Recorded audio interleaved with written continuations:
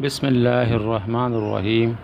آج ہم آپ کے پاس بہت ہی زبردست تاریخی معلومات لے کر حاضر ہوئے ہیں، اور محمد بن قاسم نے سندھ میں جو سب سے پہلے قلعہ فتح کیا، جو بندرگاہ فتح کی دیبل، جو کہ راجہ داہر جہاں پر رہائش پذیر تھا، اور اس کا اہم گڑھ تھا دیبل۔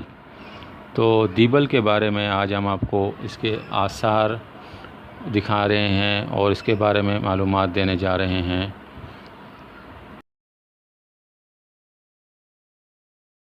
دیبل یا بمبور۔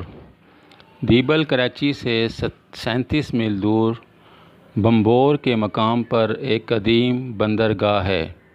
محمد بن قاسم نے ہندوستان میں سب سے پہلے اسی بندرگاہ پر اسلام کا جھنڈا لہرایا، اسی لیے سندھ کو باب الاسلام کہا جاتا ہے۔ یہاں ہندوؤں کے مندر بکثرت تھے اور وہ اس شہر کو دیول بندر کہتے تھے۔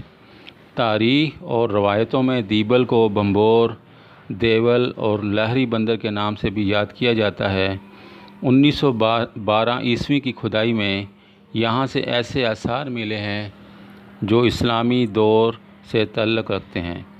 اس شہر میں ہندوؤں کا ایک مندر بھی تھا، اور جنوبی ایشیا کی سب سے پہلی مسجد بھی جہاں محمد بن قاسم نے تعمیر کروائی، جس کے آثار یہاں سے دریافت ہوئے۔